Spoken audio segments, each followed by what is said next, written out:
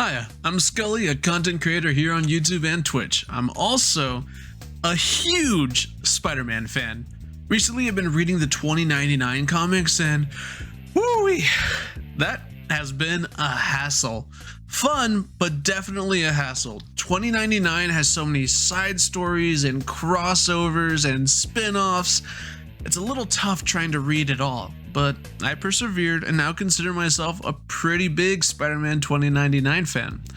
There's been a few videos floating around speculating that Miguel is the Prowler or not really a Spider-Man, but it kind of feels like those vids don't have great research and their theories are built on a house of cards. Spider-Verse theory debunking videos soon? Might be fun. Anyway, that's not why you or I am here. Recently, Marvel Rivals was announced, and me, being a huge comic fan, was just delighted to see Spider People rep right off the bat, and even some more obscure characters. Like, even the fact that Penny Parker was in this is kind of amazing. A Marvel-inspired superhero like PvP game is genius, and I for one am really excited by this. Let's hope it doesn't go down like Gundam Evo, yeah? I'm still sad about Gundam Evo, man. It was such a good game. But, you know, these kinds of things have a tendency to fail, so hopefully that's not the case with Marvel Rivals. Looking around at the comments of the video, I noticed something. People were already starting to speculate about cosmetics and skins. Seeing as the game already had unique designs for each character, making classic skins or skins inspired by other heroes would be a very easy thing to sell as, you know, cosmetics. That's when I saw someone throw out Spider-Man 2099 as a potential skin, and for a moment, I was down. Then I read the website and the concept for the game.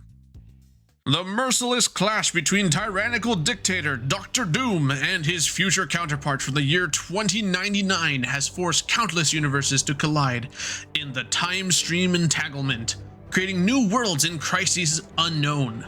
Now superheroes and villains from across the multiverse must fight together and against one another as disparate groups each seek to best both dooms before one achieves dominations of those realities. Familiar faces become newfound foes while former enemies became the greatest of allies in Marvel Rivals. And with that, I just knew we needed 2099 as his own separate character. For those unaware, the 2099 future has its own gallery of heroes, villains, and side characters.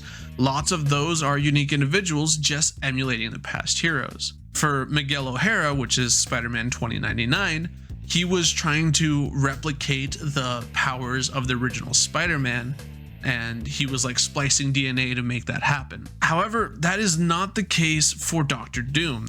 Dr. Doom in 2099 is the same character from the past, and he actually serves as an interesting character for Miguel. Doom 2099 became president of the US and offered Miguel a job heading the company of Alchemax, and Spider-Man 29 a position of power as a hero working for Dr. Doom's government. I can easily see them incorporating 2099 as Doom's right hand if they wanted to make him more antagonistic, kind of like they did in Across the Spider-Verse. Or they can have 2099 be one of the rebels from the future. The fact that 2099 is such an important part of this game's story, oh my gosh, it just means we gotta get Spider-Man 2099, you know?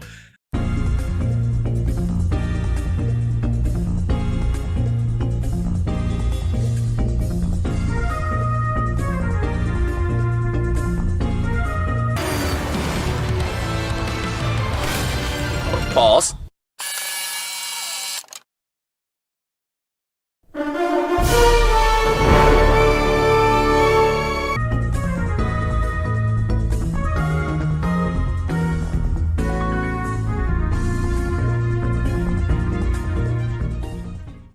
He was one of like the characters to spearhead that entire line of comics and was probably the most impactful character from the 2099 comic lines in 1992. So it feels like he should belong in this game. There's many ways to incorporate 2099 into the narrative as his own character. But that might not be enough for some of you still on the "he should just be a skin" train. So, opposed to, say, other spider people like Ben Riley, Silk, and the many others, Miguel has his own set of unique powers and even a unique fighting style. Unlike Peter or other spider people, Miguel uses his talons a lot more than straight up punches, which makes sense given that almost everyone in Miguel's timeline is sporting some kind of chrome or mechanical enhancements. Let's break down the rest of Miguel's powers. He has super strength and speed, a healing factor, enhanced senses, organic webs, and of course his paralyzing fangs. His suit is made of unstable molecules and is outfitted with light bite fabric, which lets him glide around. This is actually really cool since before this, Spider-Man's web wings were more of a cosmetic thing, but 29 made it so that they could actually be a functional thing for gliding. And all new, all different, Miguel's suit also had an Iron Man-like heads-up display, could project holograms, and had propulsive boots. So right there we already have huge differences. From the trailer we saw that Spider-Man is a melee DPS, but many of his abilities focus on web attacks and potentially crowd control. He seems like a very well-rounded brawler. His traversal abilities involve web swinging, and overall, he just seems fun to play. How would Miguel differ enough to earn his own slot, gameplay-wise?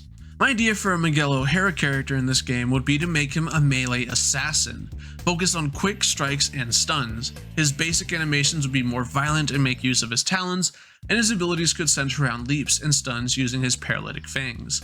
Traversal wise, he could use a web zip that can be chained into a glide, or used to pull himself towards other players. This ability could share a cooldown, forcing players to focus between escaping or engaging. There's definitely room for some sort of shield passive that could be named unstable molecules or something, and that could just represent his suit's special properties. Maybe each time he uses an ability, he gets a flat 25 or 50 shield, meaning he could dive in and out of combat as long as his abilities are off cooldown. This playstyle would highlight Miguel's more brutal style of fighting, as well as differentiate himself from the other two spiders on the roster.